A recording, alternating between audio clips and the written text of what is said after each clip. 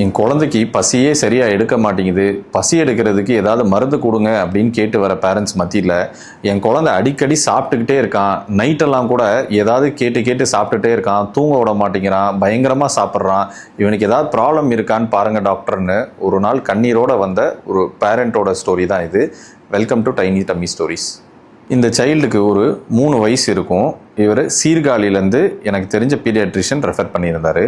இந்த சைல்டு பிறக்கும் போதெல்லாம் நல்லா தான் இருந்தார். ஆனால் பிறந்து ஒரு 6 மாதத்துலேருந்து பயங்கரமாக பசி அப்படின்னு சொல்லி அழுதுகிட்டே இருப்பாராம். அதாவது நைட்டு பகல் எப்போவுமே ஒரு நாளைக்கு ஒரு 7 வேளை 8 வேளை சாப்பிட்றது, விடாமல் பால் குடிக்கிறது, இந்த மாதிரியான பிரச்சனைகள்லாம் அவருக்கு இருந்துகிட்டே இருந்திருக்கு.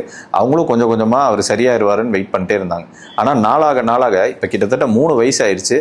ஆனாலும் அவர் எக்ஸசிவாக ஃபீடுக்கு டிமாண்ட் பண்ணிகிட்டே இருந்தார், சாப்பிட்டுட்டே இருந்தார் சொல்லி அங்க இருக்கிற பீடியாட்ரிஷியன் எவாலுவேட் பண்ணியிருந்தார். அவர் பார்க்கும்போது இந்த குழந்தைக்கு வயிறு சைஸ் ரொம்ப பெருசாகவும் கல்லீரல் சைஸ் ரொம்ப ரொம்ப பெருசாகவும் இருந்ததுனால என்கிட்ட ரெஃபர் பண்ணியிருந்தார். இந்த குழந்தைய நான் பார்க்கும்போது அவருக்கு 3 வயசு இருக்கும். அவரோட வயிறெல்லாம் தொட்டு பார்க்கும்போது கல்லீரல் சைஸ் நார்மலாக இருக்க குழந்தையோட கிட்டத்தட்ட ஒரு 6 மடங்கு 7 மடங்கு சைஸ் பெருசாக இருந்தது. இந்த குழந்தையோட ஹைட்டும் கொஞ்சம் கம்மியாக தான் இருந்தது. ஆனால் வெயிட் அடிக்குவேட்டாக இருந்தார். மற்றபடி இவருக்கு மஞ்சக்காமலையோ இல்லை வேறு எந்த பிரச்சனையுமே இல்லை, எல்லாமே நல்லா தான் இருந்தது. ஆனால் இந்த குழந்தைக்கு இன்னொரு முக்கியமான பிரச்சனை, அவர் அடிக்கடி சாப்பிட்டுக்கிட்டே இருப்பார். இப்போ உதாரணத்துக்கு நைட்டு 12 மணிக்கு பால் குடிச்சாருன்னா திரும்ப காலைல 4 மணிக்கு எந்திரிச்சு பால் கேட்பாரு, திரும்ப அதுக்கப்புறம் காலைல 8 மணிக்கு ஏதாவது சாப்பிடுவார், அப்புறம் 11 மணிக்கு சாப்பிடுவார். இப்படி ஃப்ரீக்வெண்ட்டாக சாப்பிட்டுட்டே இருந்தது தான் இந்த குழந்தையோட மேஜர் பிரச்சனை. அண்ட் இன்னொன்று, இவரோட லிவர் சைஸ் ரொம்ப பெருசாக இருந்தது. இந்த குழந்தைக்கு அல்ட்ராசவுண்ட் ஸ்கேன்லாம் பண்ணி பார்த்தோம், எல்லாமே நல்லா தான் இருந்தது. யூரின் டெஸ்ட் எல்லாமே ரொம்ப நல்லா இருந்தது. ஆனால் நம்ம பண்ண பிளட் டெஸ்ட்டில் இன்னொரு விஷயம், இந்த குழந்தையோட சுகர் லெவல் கொஞ்சம் கம்மியாக இருந்தது. ஸோ அப்போ தான் இந்த குழந்தைக்கு கிளைகோஜன் ஸ்டோரேஜ் டிஸார்டர் அப்படின்னு சொல்லக்கூடிய ஒரு ப்ராப்ளம் இருக்குமோன்ற ஒரு டவுட் இருந்தது. இமீடியட்டாக இந்த குழந்தைக்கு ஒரு லிவர் பயாப்சி டெஸ்ட், அதாவது அந்த லிவர்லேருந்து ஒரு சின்ன டிஷ்யூ எடுத்து நம்ம டெஸ்ட் பண்ணி பார்த்தோன்னே அந்த பெத்தாலஜிஸ்ட் டாக்டர் பார்த்துட்டு என்கிட்ட அந்த லிவர் பயாப்சி சாம்பிளில் நிறைய இந்த கிளைகோஜன் இருக்குது, இது கிளைகோஜன் ஸ்டோரேஜ் டிஸார்டராக இருக்கிறதுக்கு வாய்ப்புகள் அதிகம் அப்படின்னு என்கிட்ட சொன்னார். நான் உடனே இந்த பேரண்ட்ஸ்கிட்ட பேசி இவருக்கு ஒரு மரபணு டெஸ்ட் பண்ணி பார்த்தேன். அதில் கிளைகோஜன் ஸ்டோரேஜ் டிசீஸ் அப்படிங்கிறது கன்ஃபார்ம் ஆச்சு.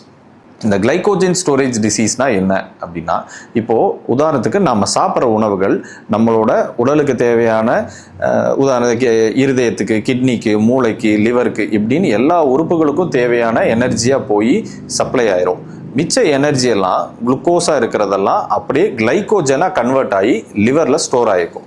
எப்பப்பெல்லாம் இந்த உறுப்புகளுக்கு எனர்ஜி தேவையோ இந்த லிவரில் இருக்கக்கூடிய கிளைகோஜன் மறுபடியும் குளுக்கோஸாக கன்வெர்ட் ஆகி அந்தந்த உறுப்புகளுக்கு போய் தேவையான இந்த குளுக்கோஸை டெலிவரி பண்ணும்.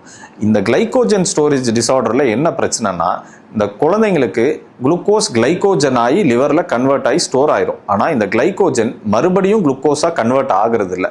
அதனாலேயே இந்த குழந்தைங்களுக்கு கிளைகோஜனாக லிவரில் ஸ்டோர் ஆகி லிவர் பெருசாகிடுது. தேவையான நேரத்தில் இந்த கிளைகோஜன் குளுக்கோஸாக கன்வெர்ட் ஆகாததுனால இவங்களோட சுகர் லெவல் குறைஞ்சிருது. அதனால தான் இந்த குழந்தைங்க சுகர் லெவல் குறையும் போதெல்லாம் அவங்கள அறியாமல் பசின்னு சொல்லி கேட்டு சாப்பிட்டுட்டே இருக்காங்க. இந்த குழந்தைக்கு அதன் மூலமாகவே நாங்கள் கிளைகோஜன் ஸ்டோரேஜ் டிஸார்டர் அப்படின்றத கன்ஃபார்ம் பண்ணிட்டோம். இந்த குழந்தையோட பேரண்ட்ஸ்கிட்ட உட்காந்து டிஸ்கஸ் பண்ணி இந்த குழந்தைக்கு ட்ரீட்மெண்ட் என்னன்னு நம்ம சொல்லும்போது அந்த பேரண்ட்ஸ் ரொம்ப ஆச்சரியப்பட்டாங்க. இன்னும் சொல்லணும்னா அவங்க நம்பவே இல்லை. இந்த குழந்தைக்கு ட்ரீட்மெண்ட் கார்ன்ஸ்டார்ச் அப்படின்னு நம்ம சொல்லக்கூடிய இந்த சோள மாவு, இதை தான் நம்ம ட்ரீட்மெண்ட்டாக சொல்லியிருந்தோம். அதாவது சாதாரண நம்ம டிபார்ட்மெண்டல் ஸ்டோர்லையும் மளிகை கடையிலையும் கிடைக்கக்கூடிய இந்த கார்ன்ஸ்டார்ச் தான் ட்ரீட்மெண்ட். இந்த கார்ன்ஸ்டார்ச்சை ஏன் கொடுக்குறோன்னா, இந்த கார்ன்ஸ்டார்ச் உடம்புக்குள்ளே போய் தேவையான அளவுக்கு சர்க்கரை எப்பப்பெல்லாம் தேவையோ அதை டெலிவர் பண்ணி அந்த குழந்தையோட சர்க்கரை அளவை சீராக வச்சிருக்கிறதுனால இந்த குழந்தைக்கு சர்க்கரை அளவு குறையாது. ஸோ அதனாலேயே இந்த கார்ன்ஸ்டார்ச்சை கொடுக்க சொல்லியிருந்தோம். ஒரு நாளைக்கு 3 வேளையிலேருந்து 4 வேளை வரைக்கும் கொடுக்க சொல்லியிருந்தோம். எஸ்பெஷலி தூங்குறதுக்கு முன்னாடியும் விடிய காலையில் 4 மணி 5 மணிக்கு எழுப்பியும் கொடுக்க சொல்லியிருந்தோம். ஆரம்பத்தில் இந்த கார்ன்ஸ்டார்ச் குடிக்கிறதுல கொஞ்சம் பிரச்சனை இருந்தாலும் அதுக்கப்புறம் இந்த சைல்டு இந்த கார்ன்ஸ்டார்ச்சை குடிக்க ஆரம்பிச்சிட்டாங்க. இந்த கார்ன்ஸ்டார்ச் குடிக்க ஆரம்பித்தோடனே அடுத்த ஒரு 3 மாதத்தில் இந்த குழந்தையோட இந்த லிவர் ஃபங்க்ஷன் டெஸ்ட்லாம் ரொம்பவே இம்ப்ரூவ் ஆக ஆரம்பிச்சிருச்சு. இன்னும் சொல்லணும்னா ஒரு 6 மாதம் கழித்து வரும்போது அவனோட வயிறு சைஸ் எல்லாம் சின்னதாகி ரொம்ப பெருசாக இருந்த கல்லீரல் சைஸ்லாம் ரொம்பவே சுருங்கி நார்மல் ஆயிடுச்சு. ஸோ இந்த குழந்தைக்கு இருந்தது ஒரு கிளைகோஜன் ஸ்டோரேஜ் டிசீஸ் அப்படிங்கிற ஒரு வித்தியாசமான ஒரு லிவர் பிரச்சனை.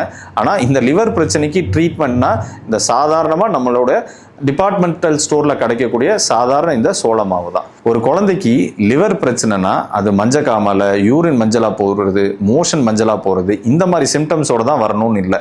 சில குழந்தைங்களுக்கு இந்த மாதிரி சுகர் அடிக்கடி டவுன் ஆகுறது, இல்ல வயிறு ரொம்ப பெருசா வீக்கமா இருக்கிறது, இந்த மாதிரி சிம்டம்ஸோட கூட சில லிவர் பிரச்சனைகள் மேனிஃபெஸ்ட் ஆகலாம். ஸோ குழந்தைங்களுக்கு இந்த மாதிரியான சிம்டம்ஸ் ஏதாவது இருந்ததுன்னா இமீடியட்டா உங்களோட பீடியாட்ரிஷனை பார்த்து இந்த குழந்தைங்களுக்கு என்ன பிரச்சனைங்கிறத ஃபைண்ட் அவுட் பண்ணுங்க. அதுக்குண்டான ட்ரீட்மெண்ட்டை சீக்கிரமே ஸ்டார்ட் பண்ணீங்கன்னா இந்த குழந்தைங்களை நல்லாவே இம்ப்ரூவ் பண்ணிடலாம். தேங்க்யூ.